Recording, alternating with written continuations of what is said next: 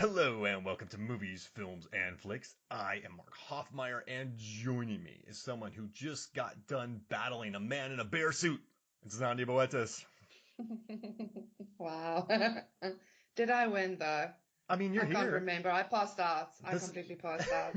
Did you get sidekicked by a beautiful kick from a man in a bear suit?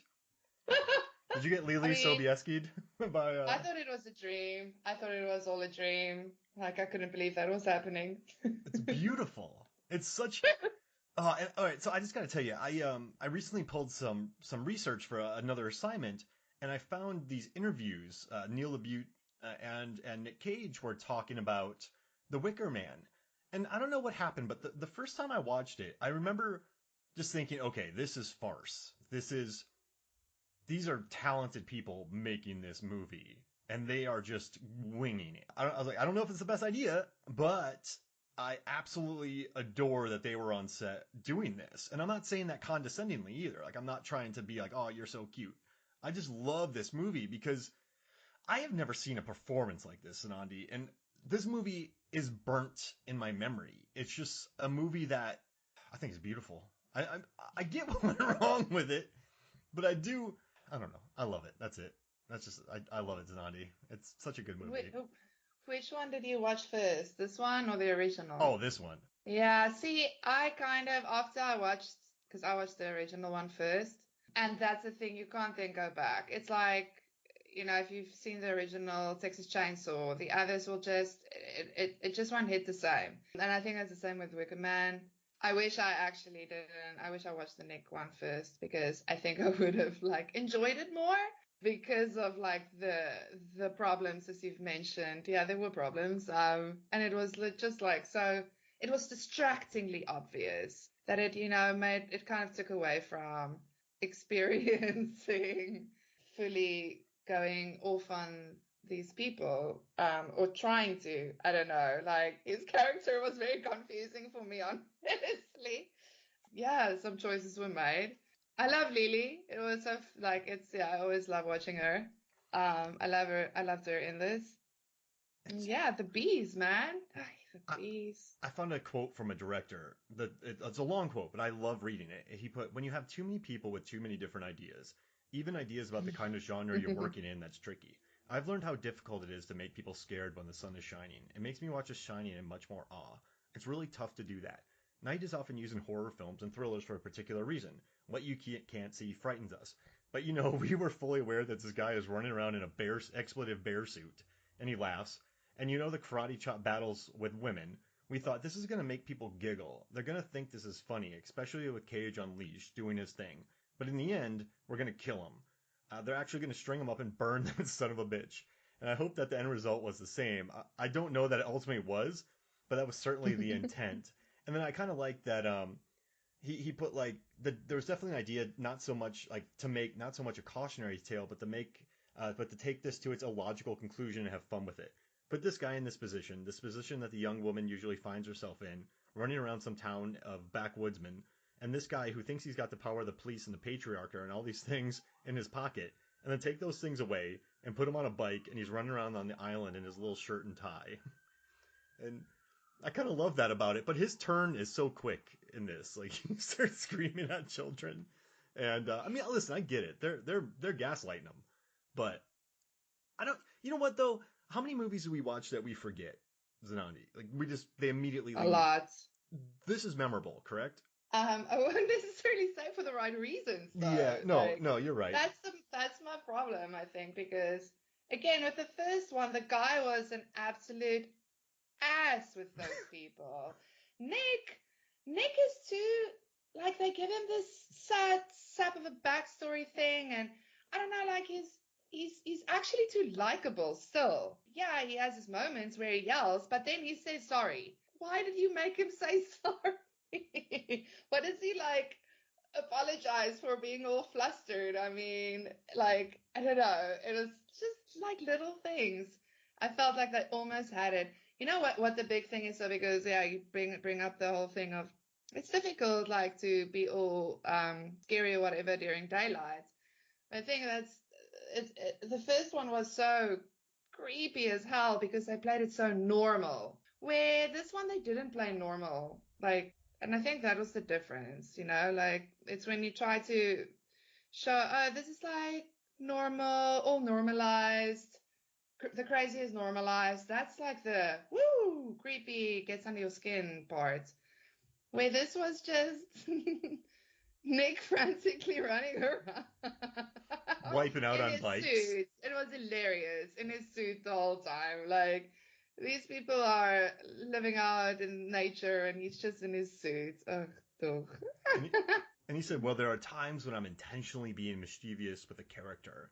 But The Wicker Man is me playing with the situation because it's so absurd. I could have had a little more help with that film. Initially, I wanted them to leave me in the bear suit to burn me.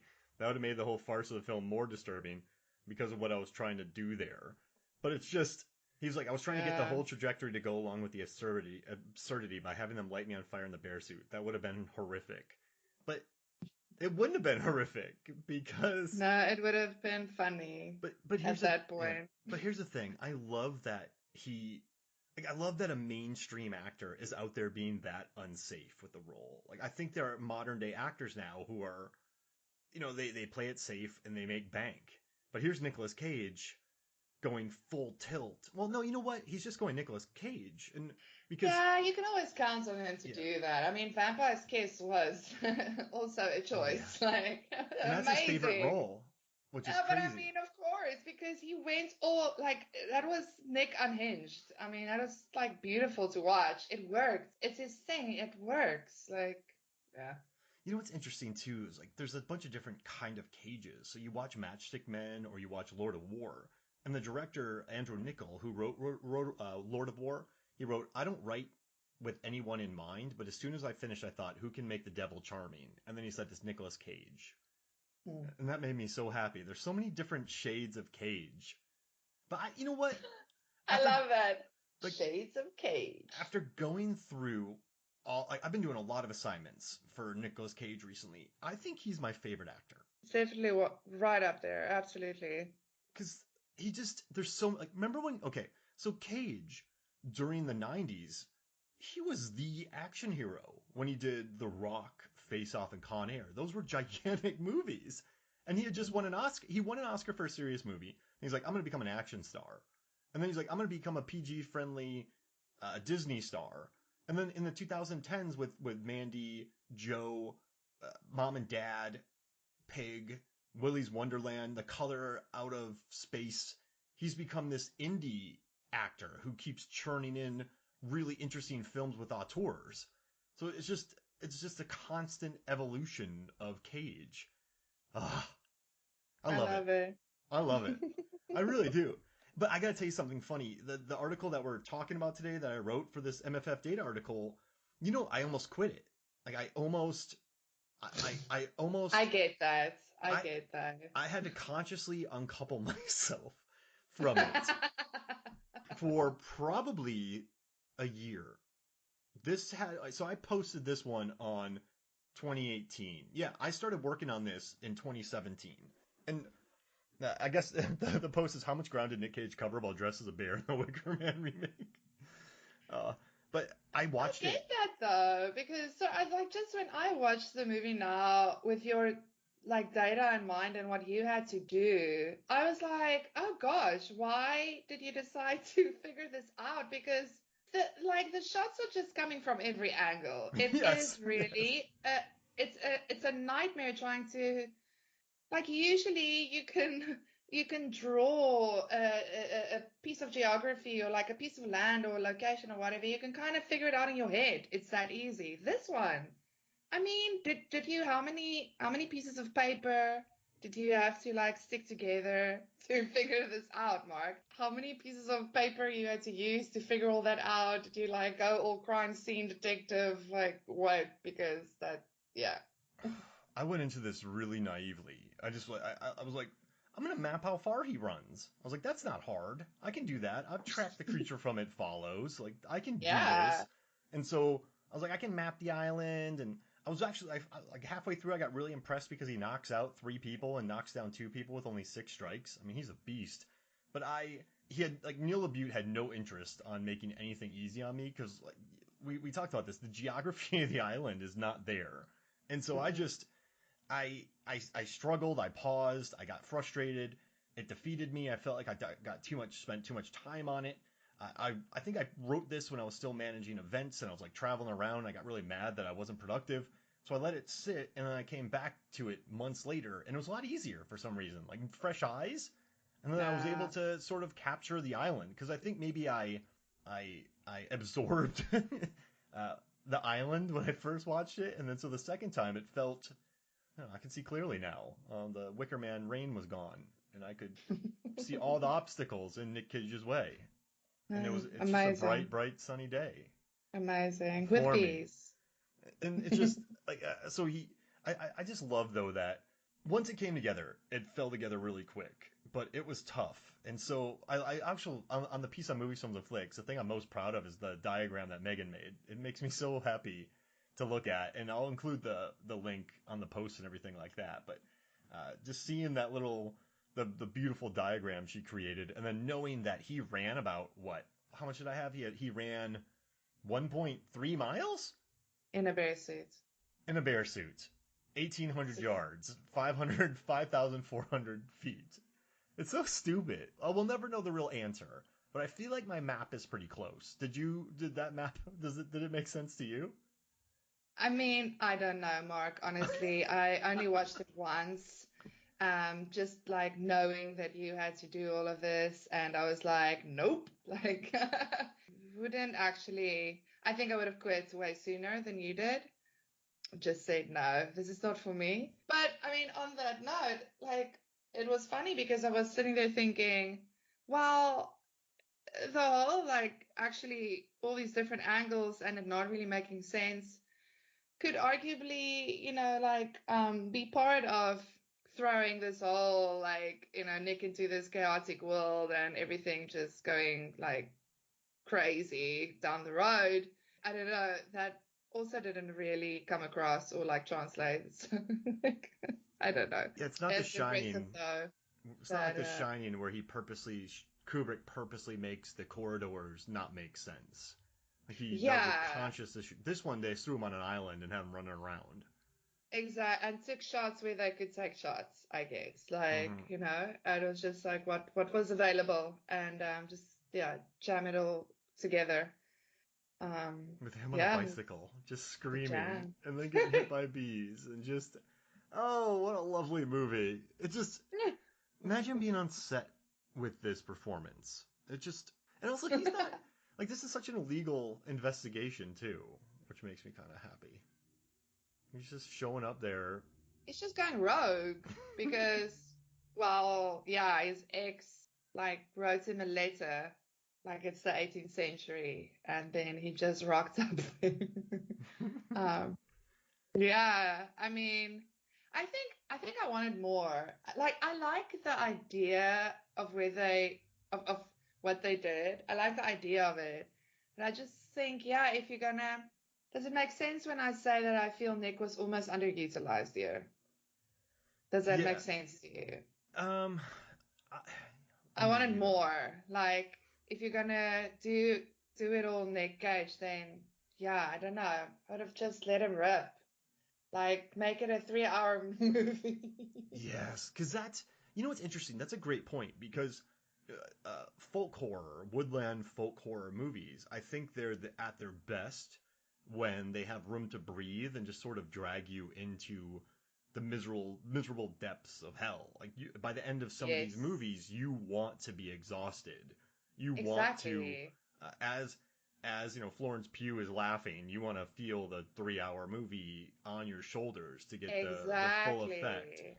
But yeah, this one is just sort of just, but yeah, I mean, Yeah, it's interesting because like I respect that they try to make it their own and like do their own thing. And not make an exact copy of the original. Like I respect that. That's cool. I like it when, try to like put your own thing or like make your own little twists and stories to it. That's fine. That's cool. I just like I wanted more. I don't know. It was kind of like it still felt like they played it safe. They still tried to do it too much like the original, but also not because it had a lot of other things to it that the original didn't, story wise and the beats of the film. And So yeah, I guess I kind of didn't like the keeping it in the middle parts. Like, I think I was like, yeah, either make it a remake starring Nick Cage or do something completely different with it, I guess. Which is what then happened with Midsommar. Hmm. And I think you're totally right too, because remakes, I think they got to act as a companion piece to the original. I don't like them when they are direct, let's say, or they're half 100% so they're 50% faithful, 50% not. I like them when they kind of branch, when they go on their own. Does that make sense? That was a long way of me saying that. The remakes are, I think, are at their best when they're like Zack Snyder's Dawn of the Dead, where you have fast zombies, you have the music, the editing, the explosions, the blood, all of that kind of stuff. You get rid of the contemplative Romero Dawn of the Dead that just exhausts you into a sort of music video of carnage, which I like. And also the new Fright Night. I really like the new take on um, what Peter Vincent, played by, oh gosh, why can't I think of his name? The 10th Doctor, David Tennant. I love that, like, the different relationship with the mom, the different relationship with the girlfriend. I thought it did enough to make itself totally different and act as a companion piece. I haven't, like, this one, I guess they're totally different, but it still sticks to the template, so it doesn't do enough to act as a true companion, if that makes sense. Yeah, no, yeah, I agree. I don't like the keeping it in the middle, playing it safe. I agree that you have to like respect the original, especially if it's like a cult movie like the original Wicker Man or say the original Texas Chainsaw or whatever. But yeah, I don't know, like, but I mean, it's risky. It's risky too. It's a choice. It's either gonna work or not, I guess. I don't know. I don't know. It not for me, no, Yeah. personally. I think maybe like down the line I would appreciate it more. I don't know. I don't know. The first one will always just I would rather watch the first one again. I just appreciate carnage. I really do. And this movie just sort of feels like carnage. It was a major release at the time. This was a big movie that was released. Nick Cage was in it. He was still hot. He's so hot right now. He was still doing good business. He was still popular, making big movies. And then this comes out. And it's just such a head scratcher that makes me happy. I don't know. I guess if someone were like Mark, I don't know why someone would put me on the spot like this because art is subjective, but I don't know if I could make an argument that this is a good movie, but I could make an argument for why I love it. If that, Yeah. yeah, and I think, Yeah, no, yeah, that's fair. I mean, like a lot of people like it. I think it also, I mean, it happens when movies bomb. A lot of movies get cult followings. Like a lot of people like it because it didn't do well, or like because of things that critics didn't like. People like it because of those things. So, I mean, that happens, and that's cool. I think that's cool. I just think that, yeah, people will always disagree on Nick Cage's Wicker Man. I love the guy. I do. I want to like the movie. I just, like, for you, it's Carnage. For me, it's kind of meh. I think it's just going to be that subjective for a lot of people. And that makes it very interesting. It's like, I mean, it's boring when everyone just agrees on this is an amazing movie. Then it's like, okay, cool, discussion over. So, yeah, yeah. you know. Kubrick, amazing, done. Yeah, Yeah. it's I think my favorite scene is the classroom scene because that scene like always keeps my attention. It's just very well done. Like the acting, the filming, like that's like a good scene also to teach in film school. I think. It was so cool also with like these little girls sitting there and they're making Nick squirm. They're making Nicolas Cage squirm, just like staring with them, dead eyeing him. And he's like losing it and sweating and like not coping because he's not getting the answers he wants to. And these little girls just making him squirm. I don't know. I love that. And who's the actress again with him in that scene? Molly Parker. She's also great. Yeah, She holds, yeah, she holds it. She brings the intensity in that scene that's like, yeah, it's fantastic. I mean, just the all-around cast brought in for this movie is Right? solid. I love So, Ellen. I love Ellen, who plays the mother. Ellen, how do you say her surname? Burston. Burston. Yeah, Burston. Yeah, Um, Ellen Burston. yeah. And then Flover. Lily and Molly and it's a good cast brought in for this movie. I love that. There's definitely like everyone I think did what they were supposed to do. It's just like I kind of wanted them to unleash more. I don't know. Wicker Man is like bananas, so I wanted the bananas and I didn't get it. No, I think you're making a good point because the bananas just comes from Nick Cage going, Yeah. but the movie around him is not bananas. I think he's trying to carry the bananas on his back, which is a weird thing to say. But then the rest of the movie can't match that because it's I on think two they different tried tones. to exactly. I think they made it like it became too serious with the whole women female angle. Like, I mean, usually I would totally appreciate an angle like that. I just don't know if this was the movie to do it in or like in that way. I think like I don't know. I don't know. Like honestly, while I was watching this again, yesterday, the day before, I was like actually wondering if this sort of made like a cool short mini series. Like, I wonder if you can do some interesting stuff with it, because I mean, we know Wicker Man and like, cinephiles and like horror fans know Wicker Man, but we are like a drop, a drop in the bucket of like people who watch movies. And I wonder if you could introduce like Wicker Man to a larger audience by doing a series and then like using some of these scenes that they did added in the new one or like kind of focused more on with the new one.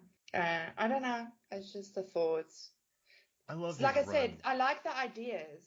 It Mhm. just didn't work for me. But I like the ideas in it of Well, what they wanted to do. three Sorry. midnight mass with less monologues.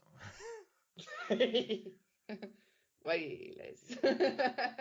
I made a joke that that they got hired for that movie based on how well they could listen to monologues and act. It's hater. But I do love Cage's run in the 2000s. So in 2002 adaptation, he gets nominated for an Academy Award. Oh, Matchstick love Men, that movie. beautiful Ridley Scott movie. National Treasure. I mean, that was a blockbuster. That was a blockbuster movie, and I think it had. I wrote about it for Rotten Tomatoes on its 20th anniversary, and it had an A plus cinema score, or no, 15th anniversary, and it had an A plus cinema score. It's like a 4 quadrant movie that people kept watching. Lord of War, which I think is a really excellent performance. He's sort of an Yeah. anti-hero, a capitalist, and it was a daring performance. Then top of that off with Weatherman, that was okay, but then he did World Trade Center, which I thought he was really good in. But then he does Wicker Man, right? But then he immediately goes to Ghost Rider, which did well. He goes on to Next, which he's just bored the entire time on that one. But then he moves on to Book of Secrets, National Treasure, huge movie. Then he has Bangkok Dangerous Knowing. But then he turns in really interesting work in Bad Lieutenant and Kick Ass. But then he pops up in Sorcerer's Apprentice and Season of the Witch Drive Angry. And then that's when his direct to DVD run started. But I do think during that time, though, he had Joe in 2013, he had The Trust in 2016, then he moved on to what, Mom and Dad in 2017, Red 2018. So he's had a really interesting, like the 2000s were up and down, but Wicker Man did nothing to stop him. I like how he just keeps bouncing back. And if Hollywood won't have him anymore, he'll go do Joe with David Gordon Green. He'll go do Mandy with what Panos Cosmatos, I believe his name is. He'll go do interesting work with other people. So I don't know. He's it makes me happy. So I keep saying this, Nani, but he's just sort of a bulletproof actor who would just pop up in anything and do unique work. So have you watched where is it? Prisoners of the Ghostland yet? Not yet. Okay. Not yet. I still need to, but like so many people have told me not to bother, so I haven't yet. But I am curious to You know, see I it think still. I think made it better for me is the director Ciansono. I had seen his movies. Why Don't You Play in Hell? He has a couple other movies, The Suicide Club, and so I knew his tone and how bonkers and how he has this really out there aesthetic that isn't quite isn't quite linear. It's not quite logical. It's very over the top, loud, abrasive. So when I heard that Nicolas Cage was going to be in this movie, I was so happy because they seem like really compatible actor and directors. And so when I watched it, I loved it, but I know why people hate it because if you aren't familiar with the director and then you're not really familiar with Cage's work, because the director lets his actors go huge. And so in this one, like Cage is put in an exploding suit, like his elbows and hands and balls. And whenever he does something, something explodes. So you get some of the weirdest explosions that I don't want to wreck anything for you, but I know why people hate it.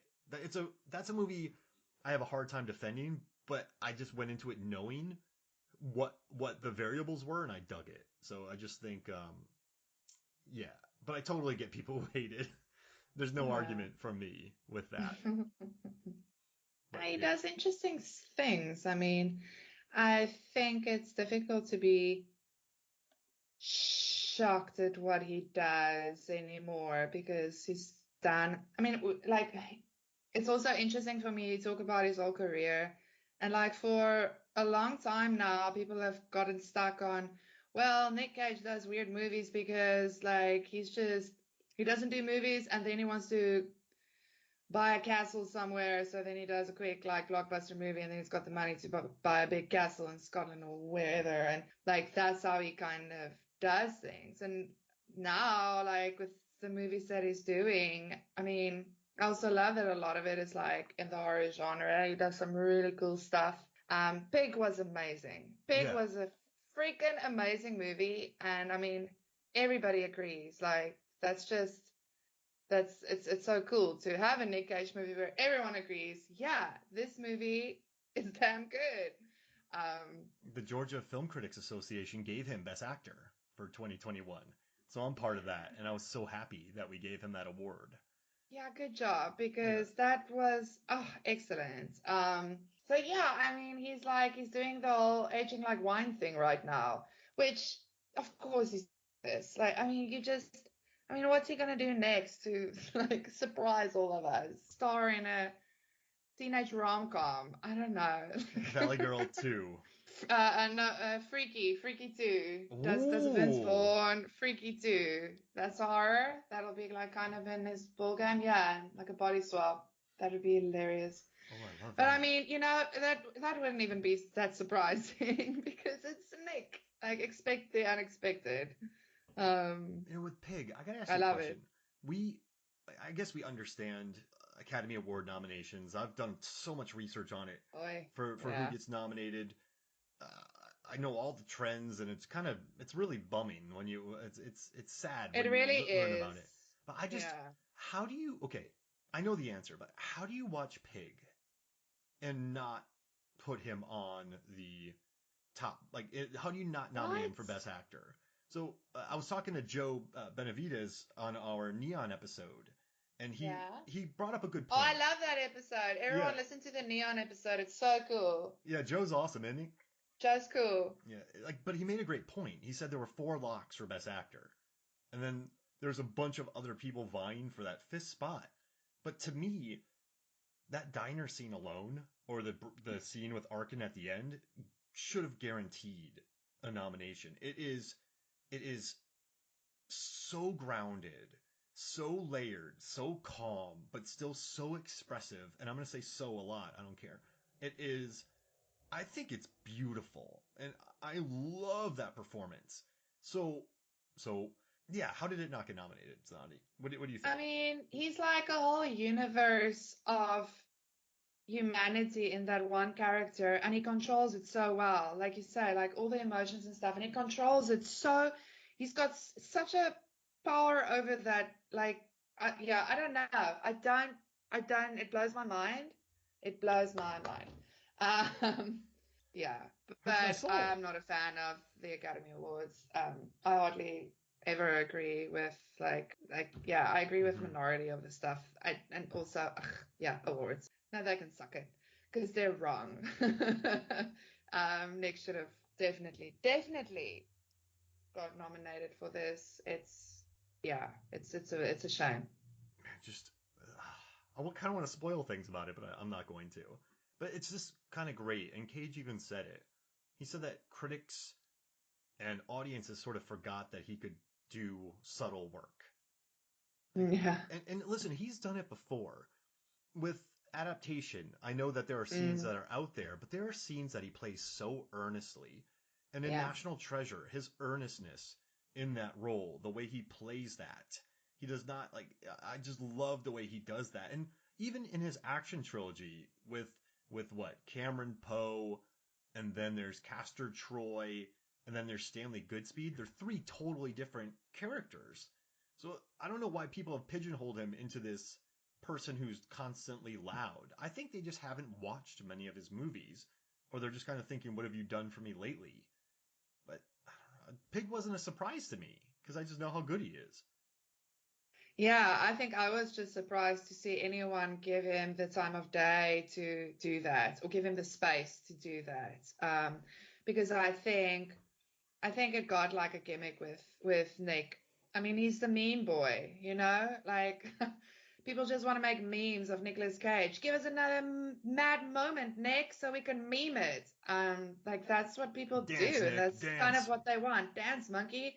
And like, I mean, this was just great because yeah, the fact that like he was given the space to and the character, like, you know, the whole shebang, um, to really like show, yeah, well, I don't know. It also really looked like he enjoyed doing this. I mean, like he really got into the character. Um, and honestly, at this point, I think the only reason they might not have wanted to nominate him is if they were scared he might win and then bring a pig on stage, I guess. Yeah. I guess that's why he wasn't nominated. Did Like you they didn't see want a him? pig at the Academy Awards.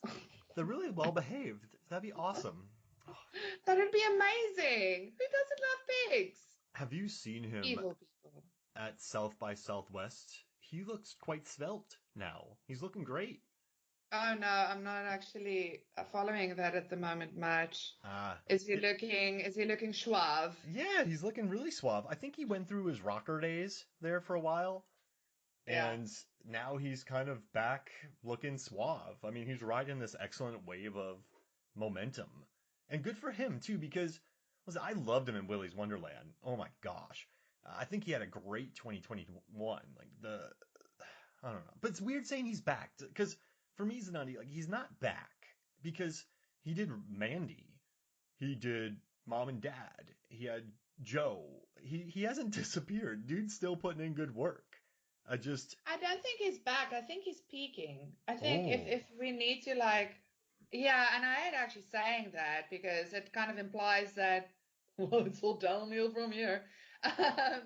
Not necessarily though, right? I mean, you can peak all the way until you die. So let's hope like Nick. I mean, Nick is a ride or die. Come on, he did freaking Ghost Rider. Like, oh, what's next, Nick? Marvel movie? Yeah, let's do it. You know, I think he's gonna become like the elder that everyone just respects. In walks Nick, and everyone shuts up because Master Nick is here. Like, you know. I mean, and he's such a great guy. What I love about like his recent stints into indie, I actually saw it. What's young director Jim Cummings. yeah. I saw Jim sharing it, like just how amazing and supportive Nick was with him, and how supportive Nick is just like with like every new like you know director, filmmaker, whoever that wants to like you know get into the movie making business and all the indie vibes, and it's just so cool that he's like so supportive. You know, he doesn't have to. Um, yeah, I think he's so. I think Nick is becoming. Ooh, maybe like I just thought of a article to pitch, but I think Nick has silently, without a lot of fanfare, become anti-Hollywood, like the anti-Hollywood guy. Um, again, without like being all anarchy about it. Like it just, I don't know. Like he does things that you won't expect from Hollywood people. Um, And yeah, given that he's got like kind of a nepotism, like, in the filmmaking world in general, like that's kind of pretty cool that he's out there supporting good up and coming filmmakers, I don't know. He seems just like a very earnest, will help you. I feel like he supports art and he supports chances. So as he sees a young filmmaker taking a chance, he'll probably jump on it and help them out. He'll want to be a part Yeah. of it. And, I don't know. I dig it. And listen, I think. Listen. Well, are you not listening? Listen. I that's just I guess I've just loved the roller coaster of his career, and I don't know. We were talking about this before, and actually, real quick, I just want to do one thing with my Wicker Man thing. I just want you to know there's a few things that really help the data. I just want to get this out there because Okay, yeah, I'm so tell us. happy about it. So what I noticed was like there's one scene where he comes across men loading wood onto a wagon, so they're building the Wicker. They're building the Wicker Man for him to burn while he's running around the island. It makes me very happy. But it's there Yeah. that like I established that there's roads. So I'm like, okay, so there's roads. And then I was like, bicycles, so he can ride that around. When he's going through the bees, he sees the big house of Summer Isle where she's at. And then they see them later walking through the bees, so then I was able to track that. And then the last part was, I was like, he's been on this island for days, everywhere, and he hasn't seen the gigantic statue being built. So I was like, it's gotta be this, like on the far end of the island where he didn't come in. So that's how I completed my map for everyone listening to the data. But that clicked the months later when I watched it again. I just wanted to let you know. Amazing. Amazing. Well done, dude. Seriously, I would have given up. Like, no. Good job. And that punching scene, geez Louise. I did not see that coming. I laughed. Like, yeah, I There's a laughed out YouTube loud. there's a YouTube clip that says Nick Cage punches woman whilst wearing a bear suit. I was like, I'm gonna watch this clip. I What love the the hell? phrasing of that. So I clicked on it. I was like, oh my god, I love that. Like that's great wording for a YouTube video. But we talked So before random. we talked beforehand about our 3 favorite Nicolas Cage movies. Do you want to share yours? Yeah, sure. Okay, well, talking about like, yeah, furry punching, Willy's Wonderland is, I mean, right up there. Honestly, Nick's latest work is some of my favorites, like ever, which I mean makes sense because again, like he's peaking and doing such amazing things now. He kind of feels like on a roll, and I just love the stuff that's coming out now. But yeah, Willy's Wonderland. Oh gosh. Okay, so this is the third time now I'm talking about it on the pod. I love it. Third time I'm counting. I love it. But oh Mark, yeah, this movie makes me so happy. Every time I watch it, it's a pick me up, really. It's become a pick me upper. I just have so much fun watching Nick scrub a bathroom. There's just something about it. We all keep saying it, but there's really magic in seeing him cleaning a bathroom. Or maybe it's just like seeing a man like cleaning a bathroom. Amazing. I love how he's like so silent. Like he doesn't talk. He doesn't like say much. He's this quiet guy that just unleashes like hell on anyone really who like wants to mess with him. And then yeah, I get to see him just going going off on possessed animatronic mascots in Willy's Wonderland. It's too much fun. I love it. Um, Um just yeah, and you know what's interesting? He never feels exploited in that movie. Sometimes I feel like there are movies that just want to exploit his freaking out, and they have no yeah, interest beyond that. But yeah. this one really has an interest in him and letting him breathe, and it never feels exploitative, and it never feels like a total gimmick. That's another reason why I love it. Absolutely, because like it isn't just him, like he doesn't freak out. It's like legit choreographed action scenes when he goes, like when he starts destroying these mascots. Like it's proper. It's fun. I mean, what the first one is the ostrich with the pool cue. Like, yeah, so here's a question, Mark. Which one of those mascots do you think you could take? And which one would you be like, okay, like if you have to rank, oh Oh yeah, okay, gosh. I'll definitely, this one I'll take this one easy. Like, how would your ranking like be in the sense? I don't really want to know the ranking. Like, which one are you most scared of? Oh, Because which one? like he takes on the ostrich first, but I feel like I don't know. The ostrich will. I don't know. That thing's so tall. Like I feel like it'll down me so quick. I'll blink and I'll be out of the game. I mean, for me, it's got to be Willie, because just Willie's I don't know. probably. Willie annoys me so much. I would probably go ballistic on Willie. So I'm not afraid of Willie. Bring it, you psycho. Artie alligator, don't care. I'm from Florida. It's fine. Ostrich, yeah, that long reach. Like, how do you get around it? And also the claws on the feet. That'd be tough. Right? I also think Gus Gorilla, even though Gus Gorilla gets wiped out, but the strength of the gorilla in a close quarters, you'd be sort of doomed. But if any But of them also had, he's pretty big. So like I think if you can just get around the gorilla, because it's gonna take the gorilla probably forever just to turn around. So if you can exactly, like take him from behind or something, like ambush him from behind. get him wedged in something. But yeah, I would not the one I would not want to be killed by is Willie Weasel. I wouldn't want Willie to have that satisfaction. So I'm not saying I would Nah. sacrifice myself to the other ones, but you know what, I might fight harder against Willie Weasel. Who knows? Yeah, Yeah. I think we would take Willie. I think you and I we'll be able to take Willie.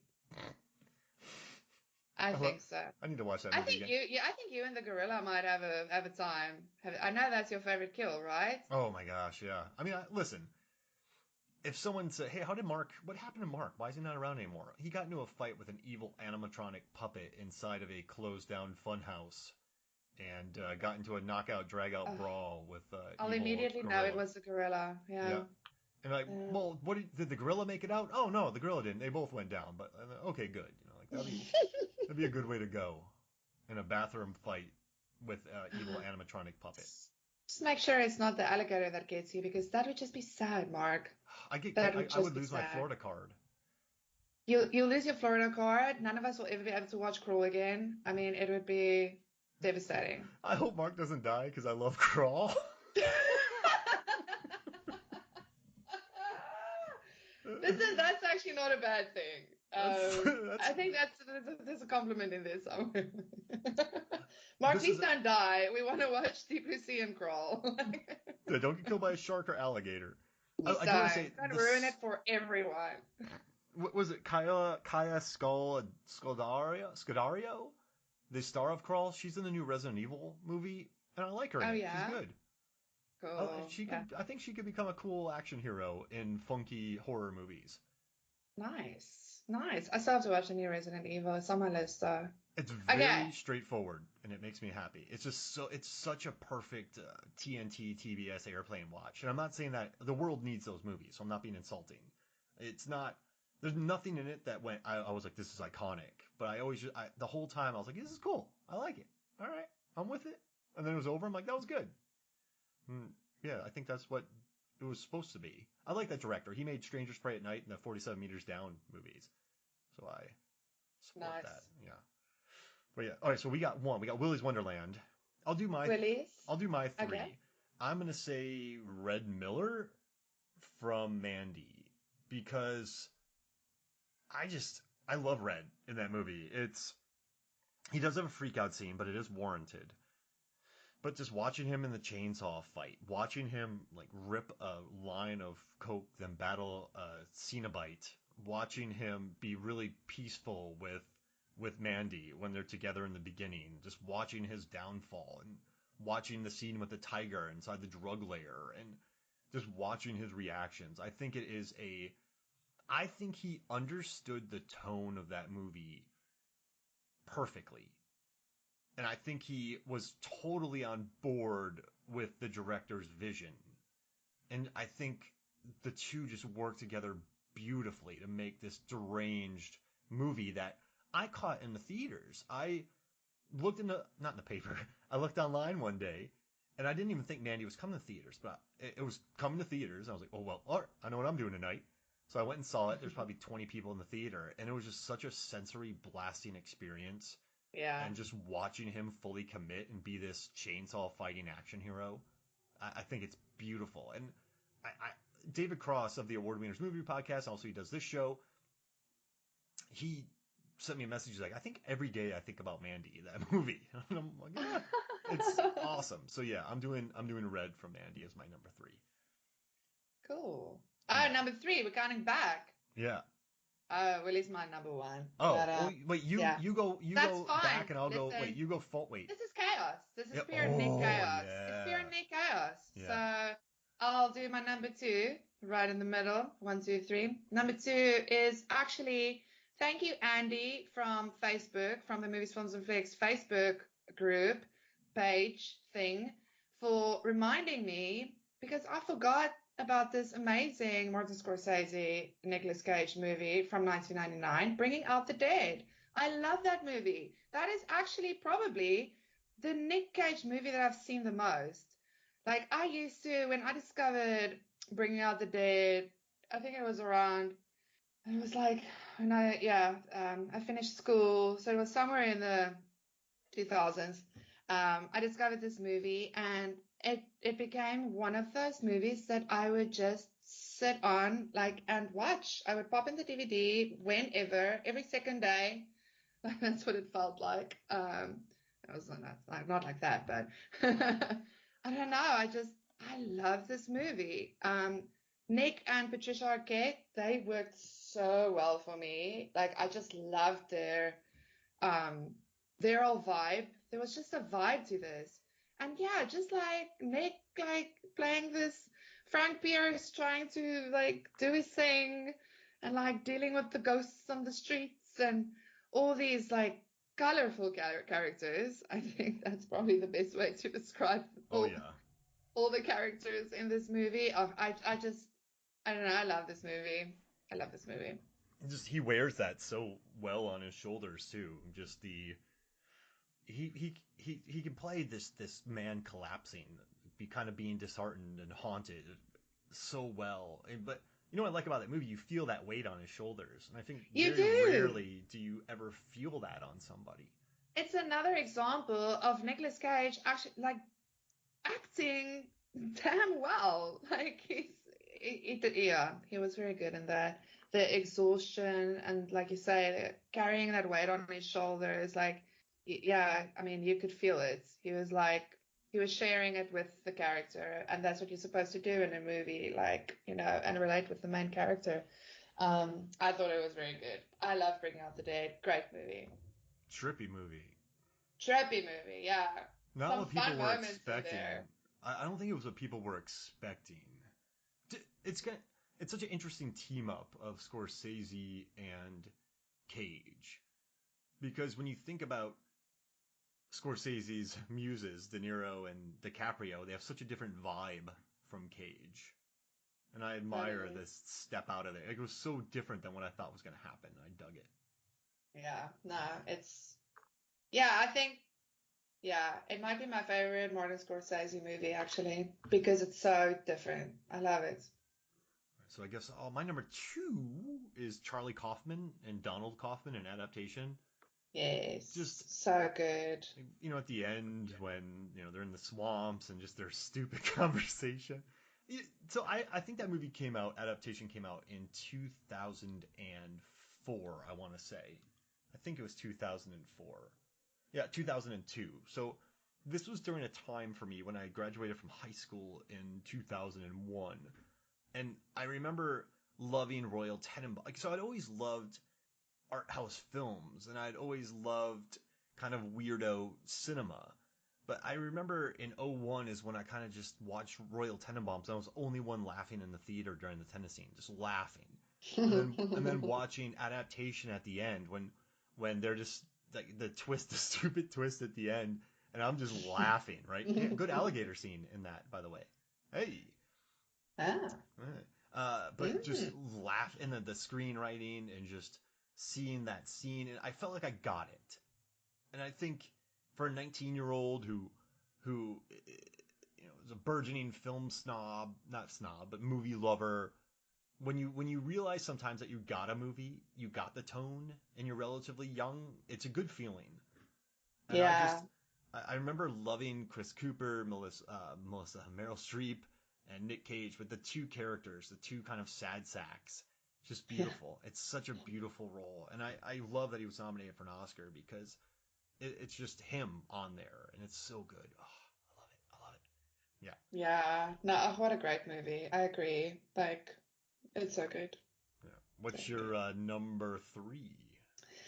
Okay, so yeah, like I mean, I love so many of Nick's movies. So just before I like say number three, just shout out to like his work in Colorado Space. I'm so glad you and John Levengood is going to do an episode on that because that was a great movie too. And that was just like good old bonkers, Nick. Like I love that. Oh I yeah. love that movie. And some great moments in there. Yeah, that's a trippy nightmare. One trippy nightmare. Love Colorado Space. I loved him as Spider-Man Noir in Spider-Man Into the Spider-Verse. So great. Like, what a hoot. I love that he did that too. That's just, yeah, that's amazing. But yeah, like, I mean, I can't not put like Robin from Pig in my top three. I mean, yeah, I don't think we can say he needs to be nominated for an award and not add his performance here because, gosh, it's like, talk about memorable, talk about a performance you will never forget. A haunting performance. And that's not easy. Like actors can play other people, they can transform physically, they can like alter their voices, they can talk in accents, they can like do a lot of things. But giving a haunting performance where like yeah, the audiences are haunted by by you and what you did on that screen. And Nick freaking did that. Like, if anyone listening and haven't seen Pig yet, do yourself a favor and go watch Pig. What a fantastic, fantastic movie, just all around. Everything about it. Everything about that movie was, oi, And he's not chef's kiss. hiding. Chef's kiss. He's not mimicking anybody. He's not playing Lucille Ball. Well, Nah, that's a random example. But he's not drenched under prosthetics. He didn't. no. It's just him. It's him, his face, his emotions, getting those emotions from people, and that's my favorite kind of performance. I think Yeah. it's beautiful. Oh man, makes me And he happy. plays such a sad, wise character. Like, I love that. I just love that. I think that's why, like, I feel like is Nick becoming that, the highly respected elder where everyone bow down when he walks into the room, highly respected, knows everything. Because yeah, I mean, look at what he's doing. So Yeah, good. Oh, this is it. Last one we're gonna talk about. go for it. Okay, so H.I. McDonough, Raising Arizona. Of course, yeah. I mean, like Cage Fantastic. called him a living cartoon, and he rubbed his hair a lot, so he looked like Woody Woodpecker. He was always messing up his hair, and he was with John Goodman, like, and then bringing out the dead. But Yeah, he and Holly Hunter in this movie are just perfection. I love the physicality of the role. I love how fast he talks. I love how quick H.I. is. I love the earnestness of the character. He's just, I think it's a perfect role with him it's in so it. entertaining. Yeah, it's just, I don't know. I love it. I love how committed it is. And he butted heads with the Coen brothers because they wanted it a certain way. And he's like, why hire me if you want things a certain way? So he wasn't the best team player there. But I do just, and he kind of admitted, like, he's like, yeah, I probably could have trusted it a little bit. But I just love the performance. It's one of my favorite movies. Just every character, like Norbert and I talked about on the podcast. And I think I love it more now. It's just such a, oh, it just makes me happy. It's a silly No. movie. Yeah, It's but it's it's fun and entertaining, and yeah, it's a I got good a one. I got a whole list of people who so I figured we would just get a few, but I got a ton of people telling me their favorite movies. And We I'll read should them have real quick. known. Yeah, and I'll read it real quick so we won't spend too much time. But Andy Golding, he said Raising Arizona adaptation, and he said either Bringing Out the Dead or Red Rock West, but he went with Red Rock West. So he matched up with two of my three, which is awesome. Ryan Groff said, "Why has no one mentioned Willy's Wonderland?" So he said, Mm, "It's utter perfection." correct. And then, Correct. and then Lisa Leahy, she said she wanted to class up the joint, do Con Air, Gone in 60 Seconds, and Face Off. Randy B said Kiss of Death, Bad Lieutenant, where he stares at an iguana. It's beautiful. An adaptation. Mark S did adaptation, Matchstick Men, and Bad Lieutenant. John Weidler, Johnny Num said adaptation, Matchstick Men, Mandy. Aaron Newworth said Raising Arizona, The Rock, and adaptation. My mom commented, which is which is awesome. She said Matchstick Love Men, it. Raising Arizona, and Leaving Las Vegas. Vera wrote Nice. Vampire's Kiss, Moonstruck adaptation. John A said Face Off, Family Man Knowing. Keith Arroyo said Spider-Man in the Spider-Verse, Mandy and The Rock. Yeah. Dan A said Pig, Wild at Heart, and Con Air. James Foley, Face Off, Lord of War, Raising Arizona. And then Ryan Groff added in 8 millimeters? Yeah. And Snake Eyes. And then on Twitter, I got a bunch of comments too, which is pretty awesome. I had a bunch of people commenting here.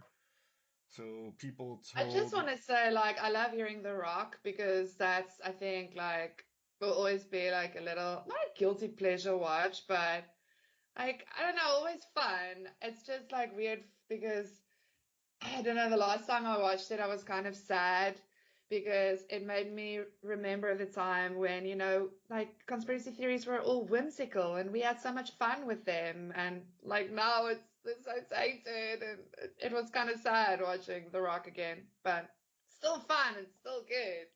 I got a Cracked article out of that because I wrote about Bokeem and Woodbine in the background acting. Oh, okay. Right, right, right. That makes me happy. So I always love Yeah, The Rock. So nice. Recasted podcast had The Rock, National Treasure, Gone in 60 Seconds. Then we had B Movie Enema wrote Mandy, Leaving Las Vegas, and Fast Times at Ridgemont High. Wes Richard said Raising Arizona adaptation The Rock. Good Times, Great Movies wrote Wild at Heart, Pig, and Vampire's Kiss. Justin Gott wrote adaptation Matchstick Men and The Rock Con Air Face Off. He said that's one movie. Isaac's Nice. Haunted Beard then wrote Vampire's Kiss, Raising Arizona, and Bringing Out the Dead. So there's definitely a Nice. theme with the movies, but I'm very happy that like the movies we like got a lot of mentions. It was nice to see Wild Heart, Pig, Vampire's Kiss. I mean, adaptation, Matchstick Matchstick Men Men. Yeah, too. what a Yeah. performance!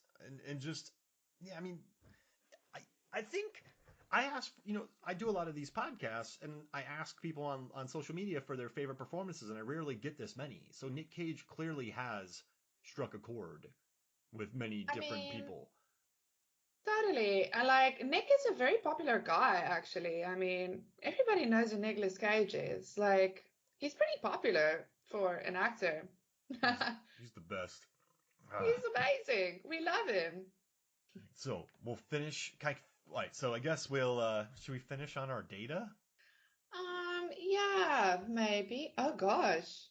I don't think I have anything left to say other than this was. I liked last time when we finished talking about data. But like the last, the I want to say this was the hardest post I've ever done. I think, Yeah. and I'm Hmm. very. This will always have a special place in my heart because I finished it, and the graphic that Megan made because I think it's really funny and it makes me happy. But yeah, The graphic is so cute. I'm actually looking at the graphic right now. It's the one on the article, right? yeah, In the article. Yeah, I mean, this is such a beautiful graphic, Meg. I love it. Yeah, there's the bee maze. Yeah, no, it's great. It's like, I think you did pretty well with it.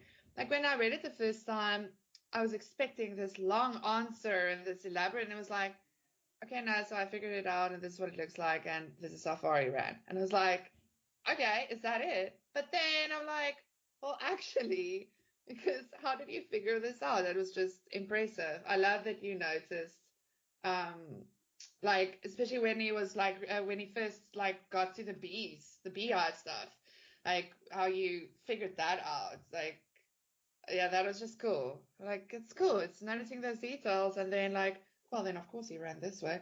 I you know, love it. I spent so much time researching it that I didn't want the post to be long. I really didn't want to do it. It was just more of this is what happens because I think I was so ready to be done with this because I spent so much of my life Absolutely. Because I mean, working on how it. long did it take him? Like, so he ran what, a mile? What? Oh, so he How ran long? 1,800 yards, 5,400 feet. So that's. There we go. But how long did it take him to run Oh wait, that I have it. fast? Let's see. I do have it. Give us the data, Mark. Wait, no, I don't have it. Yeah, I'm looking at the article. It's not in here, but did you No, maybe jog it down or like you weren't I don't know how sure? much time. Do I have time? Do I have it? I don't think I have it. I don't think I have how much time he was in here. Okay, that it doesn't matter. Like it I I doesn't think I was matter. done This with is it. enough. Yeah. This I is would. enough. Exactly. Let's not open that door. Like, shut the door. But mainly I want to do this episode so we can talk about Nick Cage and how much we love him and how it's just annoying that people hate on him. Like this, you know what? Who hates on him? If I all know those, nobody, and I'm so happy that I know nobody who hates on him. Who hates on Nick? if all those quote unquote bad movies that he did were able to allow him to do Mandy and Pig and Color Out of Space and Willy's Wonderland, then I love them. I love all of them. Grand Isle, Primal. If they paid for him to be in Pig for next to nothing, good on him. So You know, I mean, he makes interesting choices and he does what he wants to do. So, like, there's at least some freedom in that. I love it. You can argue. Hey, where can people find you? On Twitter. Right behind you. No, I'm sorry. Yeah, I'm standing right behind you. Look in the mirror. No, on Twitter, at Sanandi on Twitter. I don't know when this pod will come out, so I can't tell you guys where else to find me, but hopefully still doing some stuff at Cracked. I'm just writing here and there, so yeah. Come say hi on Twitter, where we always talk a lot of movies and do silly polls and have a lot of interesting opinions on stuff. And I know you and David Cross and Johnny Num sometimes write back and forth, fellow MFF contributors. So you can Yes. join the community out there and chat with other people on the show. Yeah, usually it's packing on like why something is either good or either terrible. I try not to like talk about the terrible stuff because it's just negative, but sometimes one must. Johnny Num has some burners for his, so it's like Johnny does not care. Johnny is like he's the trailblazer. He's out there being very brave. Like, with his you go, Johnny. knocking through the Twitter nonsense. But this was good. Well, hey, thank you so much for joining me. Thanks, Mark. So for me, Mark Hoffmeyer, for Zanandi Boetas, this is Movie Some Flicks. We'll see you next week.